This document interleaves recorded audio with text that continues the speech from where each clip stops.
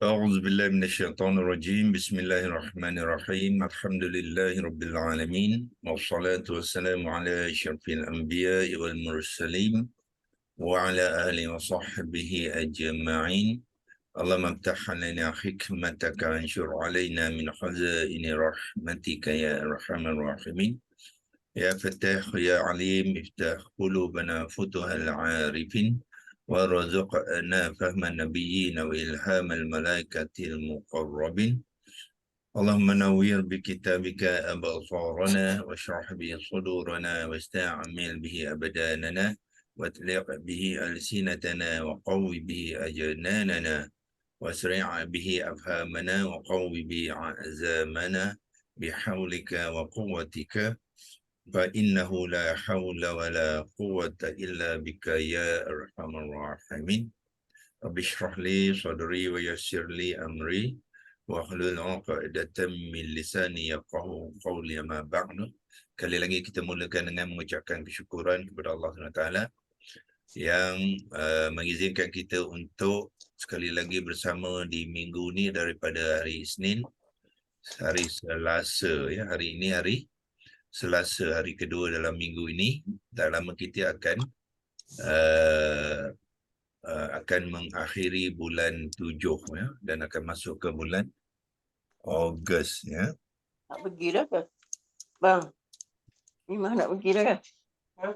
Okey ya, saya kena mute-kan dulu ya.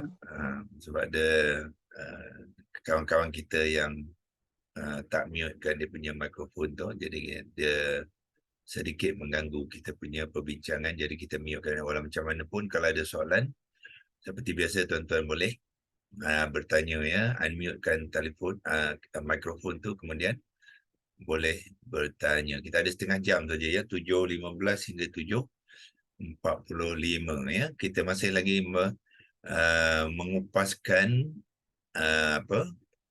ayat ke-10 surah Al-Baqarah. Di paparan ni kita buat imbasan hasil kerja kita semalam. Kita sekarang ni mengupas sebahagian ayat, iaitu walahum azabun alimun ya. Daripada ayat tu kita sekarang ni membincangkan tentang walahum, 3 kalimah walahum azabun alimun ya. Dan kita telah membuat komponen ya. Kita telah melihat komponen-komponen kepada kalimah yang pertama, iaitu walahum ya. Walahum, kita telah melihat komponen dia. Waw ni adalah waw, dan kita telah pun sebenarnya mengupas yang tu di dalam hari lain, iaitu kita menerangkan apa dia waw dan apa dia lam, iaitu la tu, dan hum.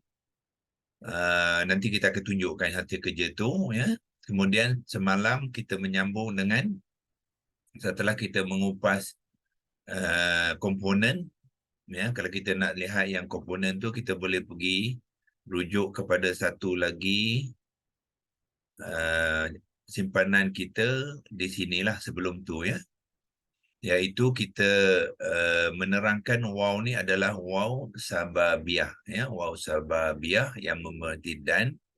Lam ni yang baris atas tu adalah harfun jar kata sendi yang bermakna bagi. Kemudian hum adalah isim dhamir ghaibun, orang ketiga yang majrur ya. Sepatutnya tuan-tuan di sini sebelum dia menjadi majrur, dia adalah marfu' ya. So sepatutnya di penerangan ni, apabila kita komponen kita belum lagi menceritakan sebagai majrur ya, kita kena cerita dia marfu' dulu ya. Apabila bergabung barulah dia menjadi majrur ya. So hari ini saya nak nak berkongsikan harfun jar ni ya. Harfun jar ni biasanya kita melihat harfun jar li, bukannya la ya. Li dan bukannya la. Tetapi dalam konteks ni kita menggunakan harfun jar yang lam berbaris atas ya.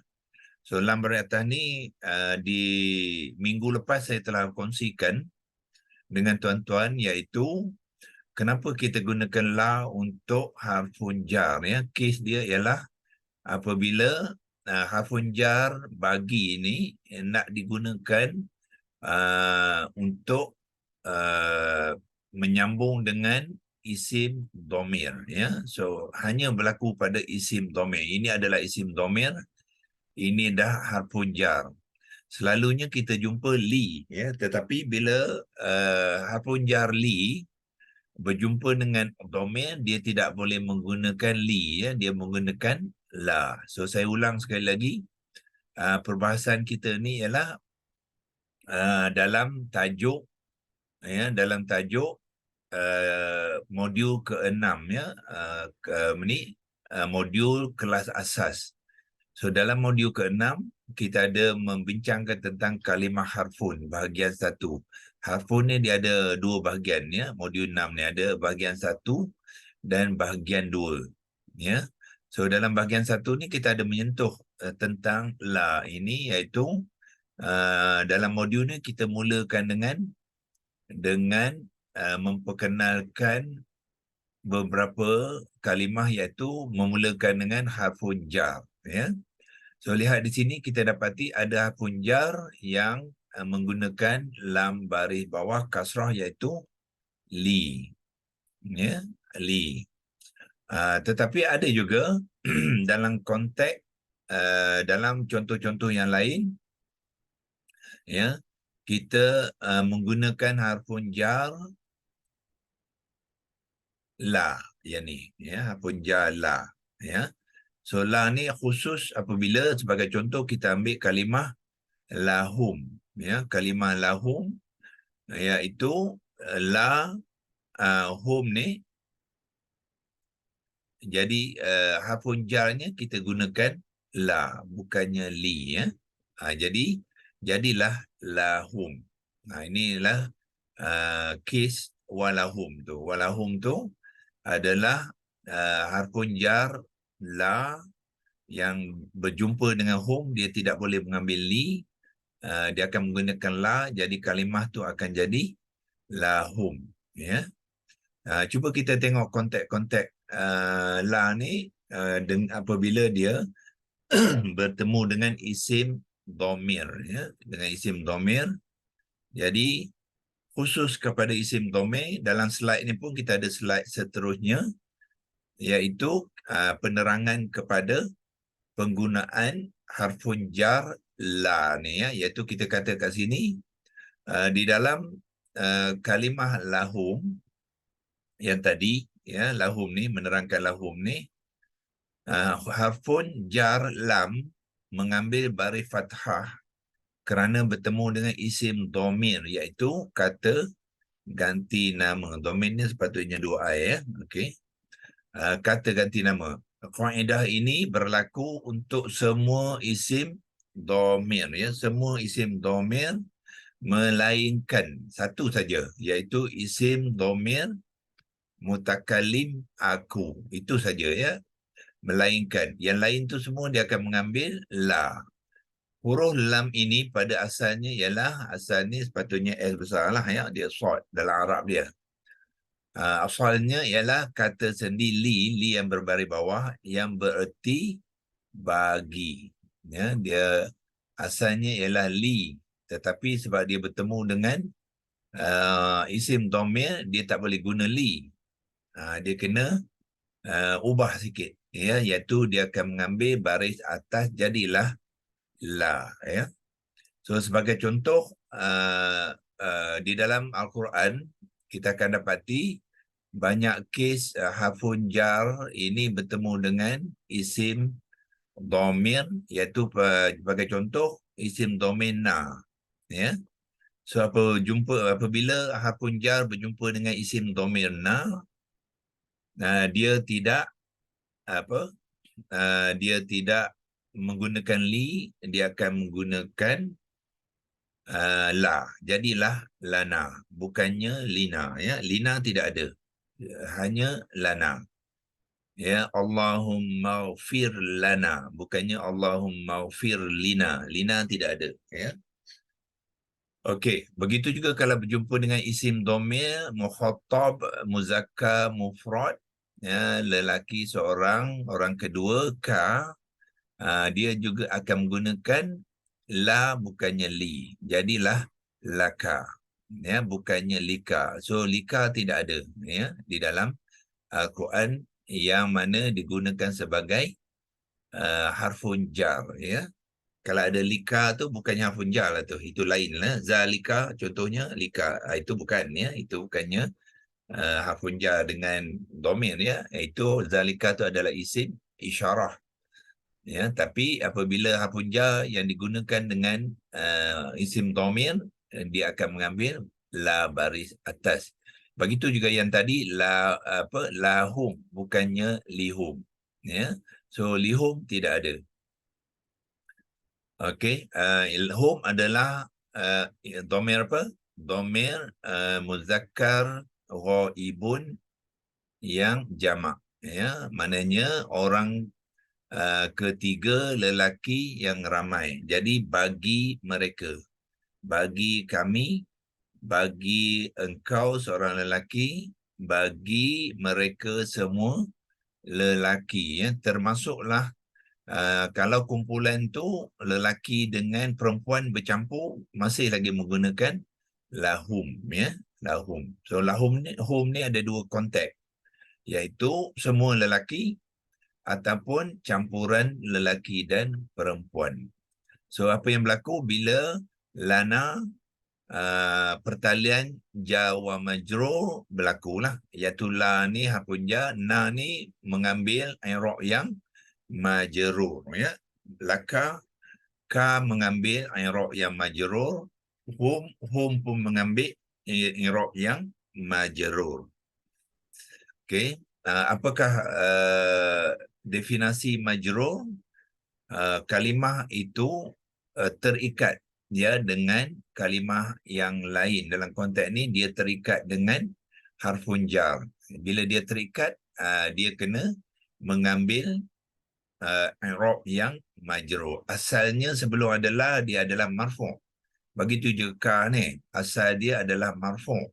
Tetapi apabila dia diikat oleh la, so dia akan mengambil i'rab yang majrur. Mana status dia sudah menjadi majrur, iaitu terikat. Dia tak boleh mengambil i'rab yang lain dah, ya. Dia diikat oleh la tu. Yang la tu yang membawa masuk dia di dalam ayat ni, maka la tu mengikat dia dengan i'rab ataupun status yang majrur. Lahunna samalah, ya. Apabila isim dhamir hunna, hunna adalah isim ghaibun jamak untuk muannas. Maknanya kalau hunna ni semua perempuan, perempuan tu ramai, ya. Kalau semua lelaki hum, kalau semua perempuan orang ketiga hunna. Jadi bagi mereka perempuan, ya, bagi mereka perempuan. So digunakan juga la bukannya li. Kum isim dhamir orang kedua juga, iaitu lelaki yang ramai, ya, lakum. So gunakan lakum bukannya likum. Likum tidak ada, ya. Jadi bermakna apa? Hunna adalah majrur, kum pun adalah majrur, ya, i'rabnya yang majrur. Okey. Kemudian kamu semua perempuan. Kamu semua perempuan ialah isim dhamir dia juga, iaitu kunna. So kalau kunna juga menggunakan la bukannya li, ya. Bagi kamu semua perempuan yang ramai, ya, lakunna. Jadi kunna juga mengambil i'rab yang majrur, ya, sebab semua ni terbabit dengan pertalian apa yang dipanggilkan jar wa majrur, ya. Kemudian kita jumpa ki, ya. Ki pun isim dhamir, iaitu isim dhamir mukhatab muannas yang mufrad, ya, yang mufrad, seorang perempuan, kamu seorang perempuan. So kamu seorang perempuan ialah ki. Harfun jar ni masih lagi menggunakan la bukannya li. Jadi kalimahnya akan menjadi laki. Bagi kamu seorang perempuan, ya, bagi kamu seorang perempuan, bukannya liki, ya, liki tidak ada.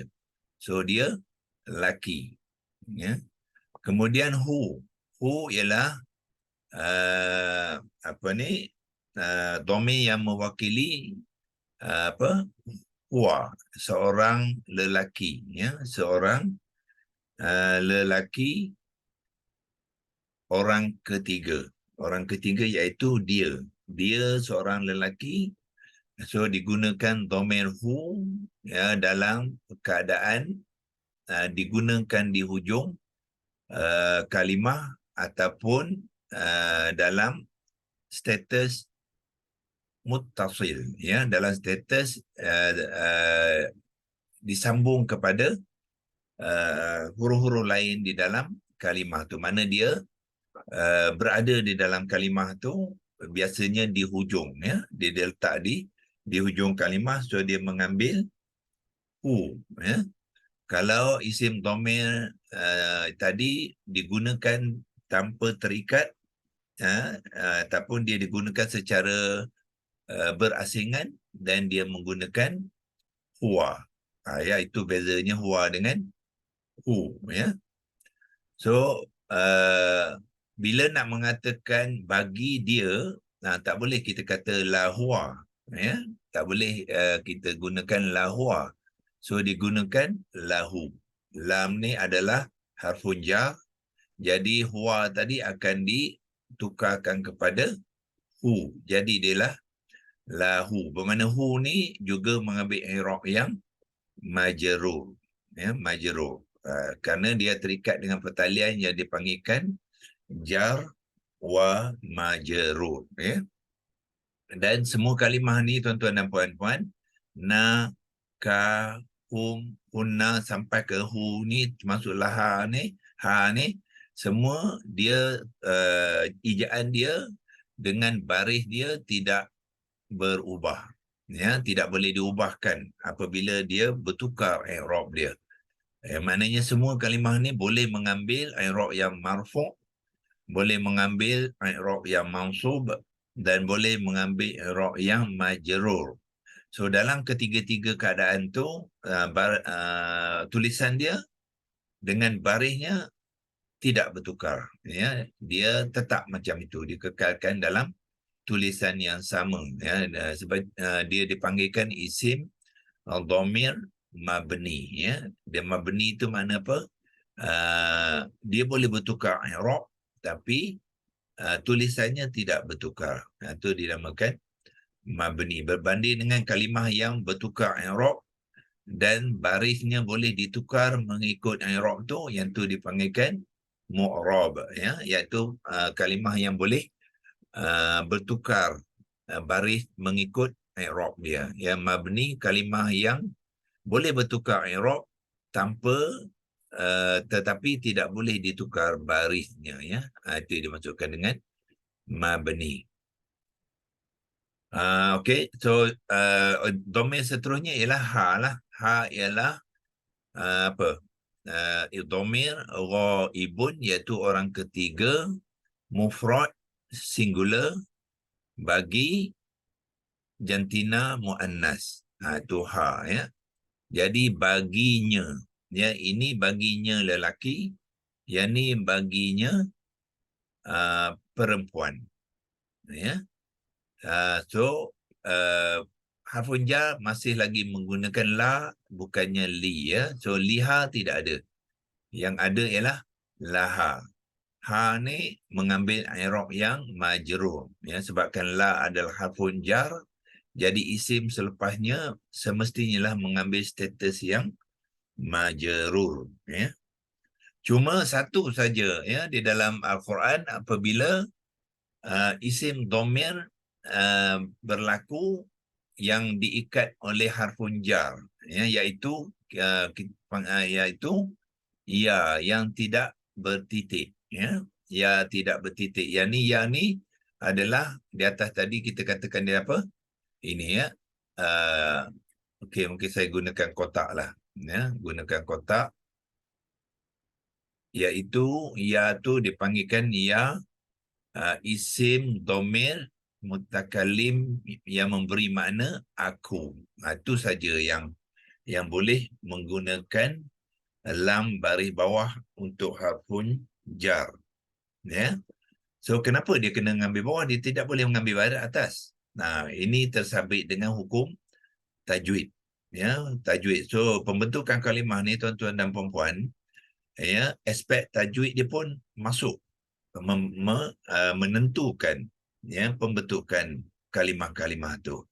Jadi dalam konteks ni ya ni mutakalim ni apabila digunakan dalam kalimah di hujung kalimah tu, dia berfungsi sebagai mad, ya mad. Ya ni ada dua fungsi di dalam Al-Quran. Ya ni boleh memainkan peranan sebagai ya konsonan, iaitu ya mutaharikah yang boleh dibaris dan dia boleh dibunyikan, ya. Huruf tu boleh dibariskan dan boleh dibunyikan, termasuklah disukunkan dan ditasydidkan, ya. Dia boleh mengambil baris atas, baris bawah, baris depan, tanda sukun dan tanda tasydid. Itu dia dipanggilkan ya mutaharikah, ya.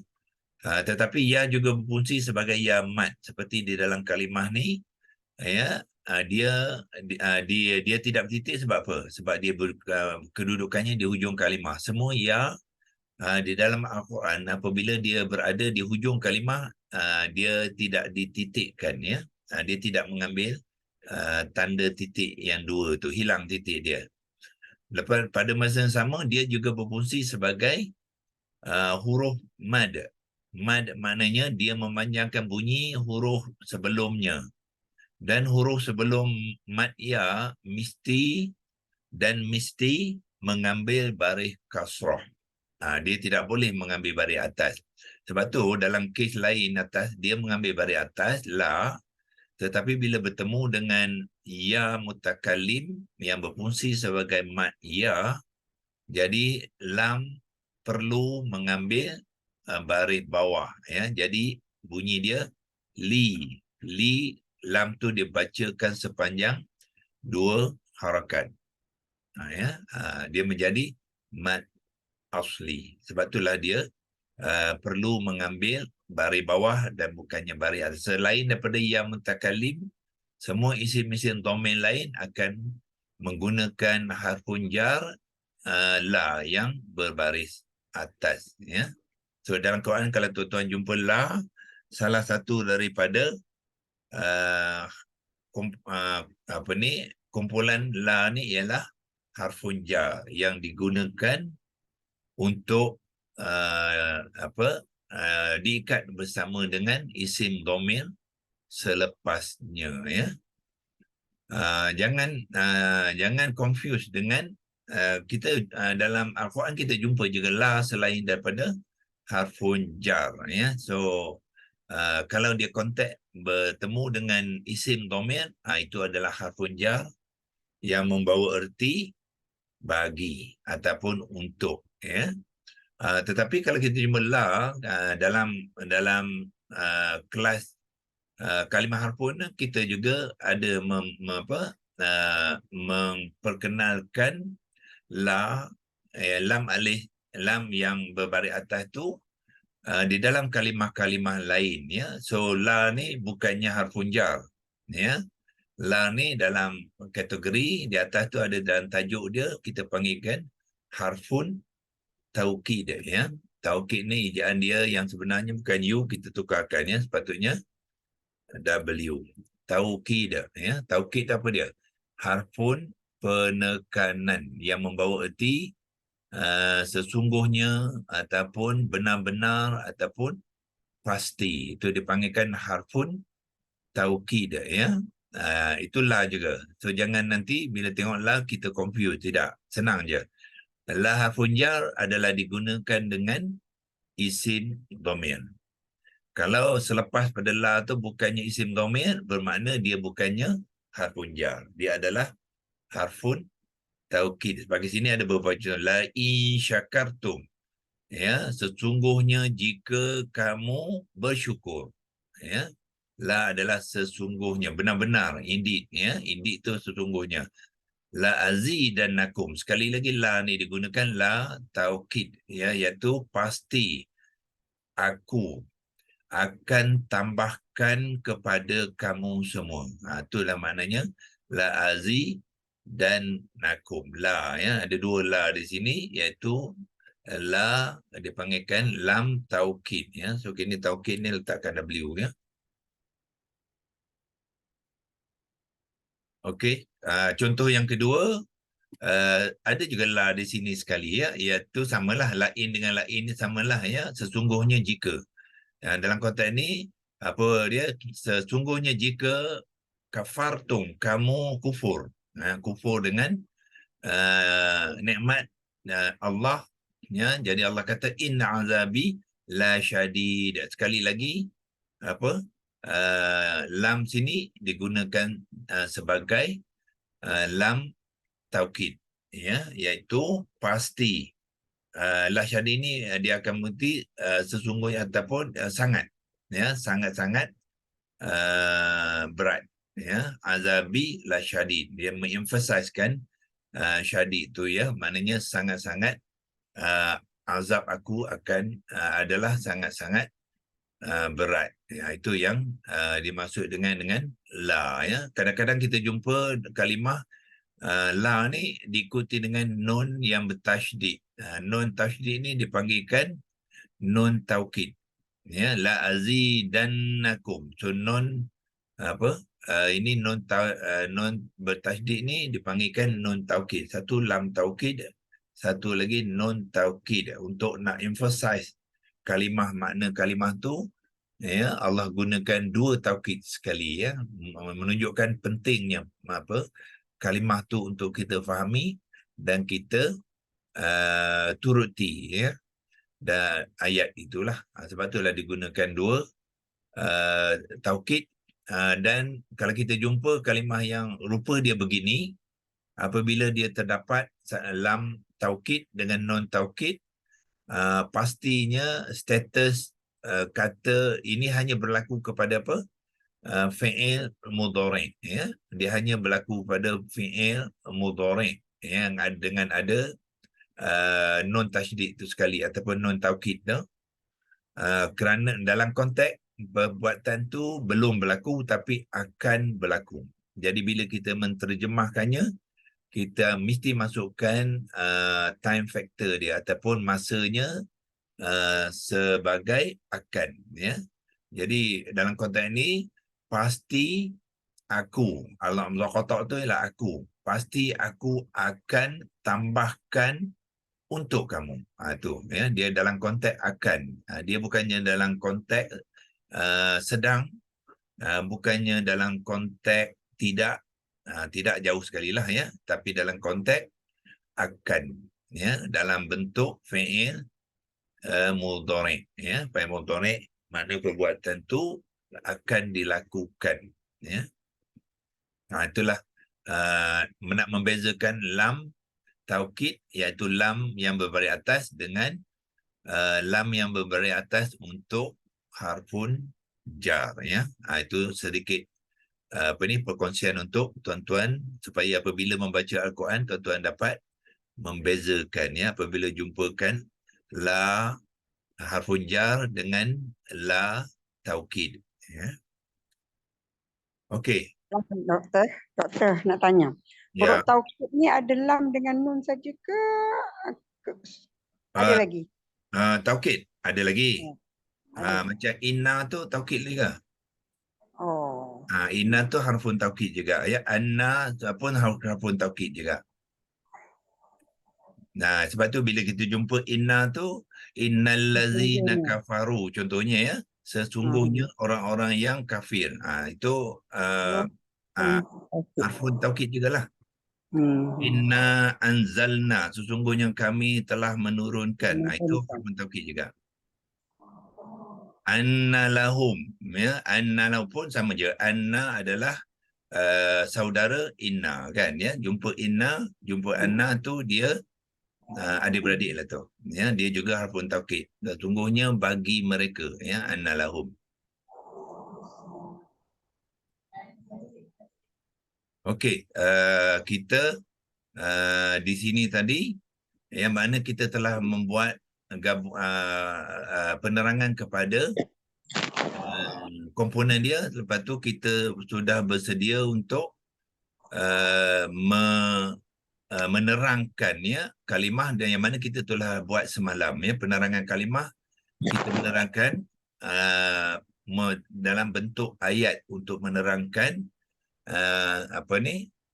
kalimah tu ya, penerangan kalimah walahum, iaitu kita telah menerangkan walahum adalah al-waw sababiyah ya, waw ni kemudian dengan alam harfun jar yang la ni dengan isim dhamir ghaibun muzakkar jamak yang majruh. Jadi hum ni tuan-tuan dan puan-puan, i'rabnya adalah majruh. Dia tidak boleh ditukarkan baris dia ya. Kalau marfu' dia hum, kalau mansub dia hum, kalau majrur pun dia hum juga ya. Nah, jadi itulah penerangan kepada kalimah ya. Lepas tu kalau kita sudah buat penerangan tu, kita boleh buat pembentukan kalimah ya, walahum. Jadi pembentuk kalimah tu untuk walahum, dia tidak melibatkan huruf akar, tidak melibatkan kata dasar, sebab dia komponen-komponen ni adalah terdiri daripada kalimah yang bukan fi'lun dan ismun ya. Ismun, ada ismun yang dibentuk daripada huruf akar, tetapi kalau ismun isim tu daripada isim dhamir, dia tidak ada huruf akar. Jadi makna pembentukan kalimah dia very straightforward ya, iaitu kita gabungkan tiga ni saja ya. Yang ni kita gunakan dalam komponen, kita pecahkan. Sekarang ni untuk membentuk kalimah tu kita buat the reverse way ya, dia terbalik. Maknanya kita ambil yang ni, letak kat sini, kemudian letakkan arrow tu ya, barulah dia menjadi walahum. Nah ya, walahum. Tapi sebelum tu apa kita buat? Kita gabungkan lahum ni dulu. Ya, okey, kita copy dulu. Dia ada 3 step lah ya. Gabungkan lahum ni dulu. Jadi wa dengan lahum. Ya, wa di sini dia belum bergabung. Di sini hum ni i'rab dia marfu'. Tetapi di sini i'rab dia majrur. Ya. Jadi waw ditambah dengan lahum ya. Kemudian barulah dia menjadi walahum. Itulah dalam pembentukan kalimah walahum ya. So apa kita buat? Mungkin kita bukan copy yang ni ya. Kita copykan yang ni balik. Masuk di sini dan kita buang tanda campur. Gabungkan dengan waw tu, jadilah walahum. Ini dipanggilkan pembentukan kalimah. Ya, daripada komponen, sebab tu kita perlu mengenal komponen dia. Daripada komponen tu, gabungkan komponen, pastikan gabungkan dulu 2 komponen ataupun 3 komponen yang boleh membentuk kalimah.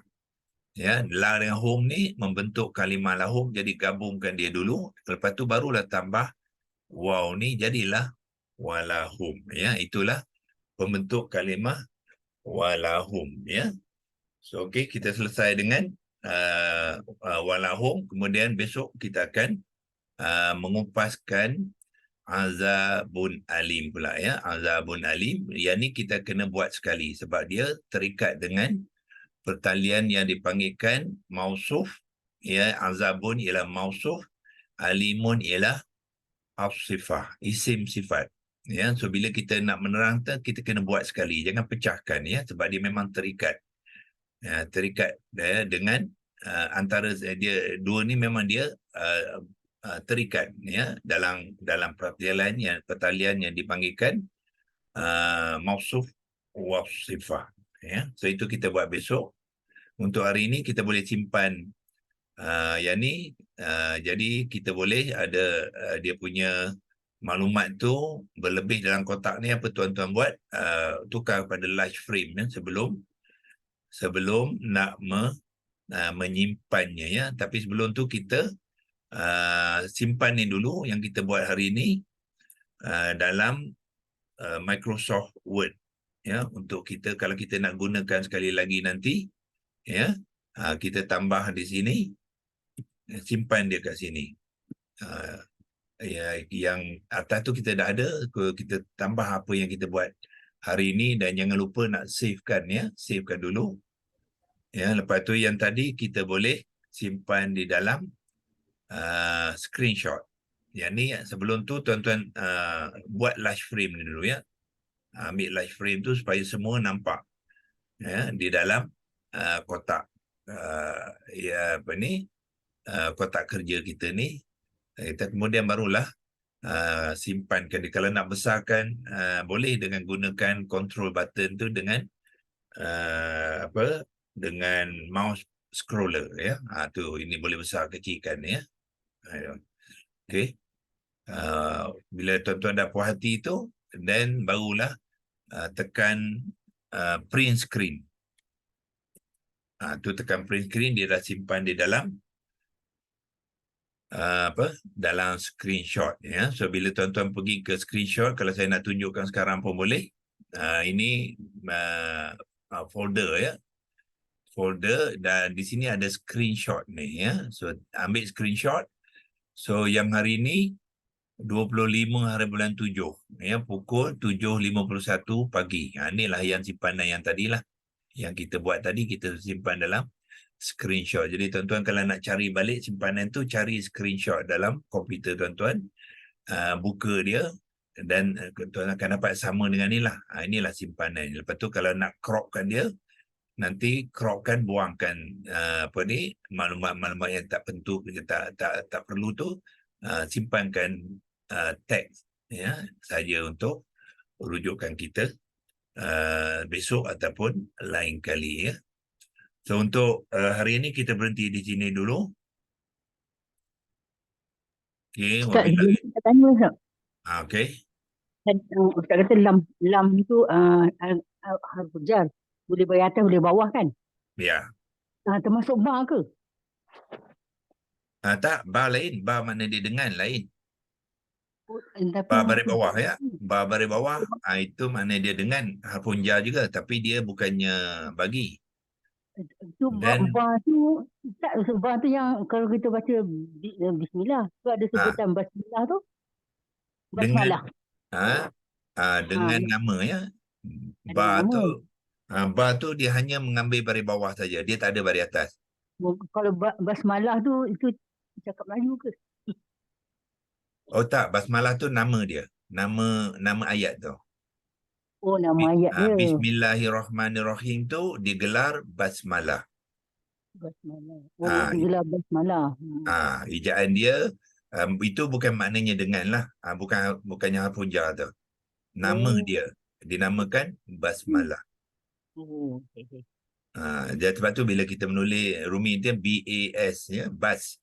Bukannya dengan tu. Nama dia basmalah. Itu ayat pertama Al-Fatihah tu dinamakan basmalah. Maknanya kalau kita nak suruh kawan kita, bacalah dengan basmalah. Maknanya bacalah dengan Bismillahirrahmanirrahim. Okay, terima kasih.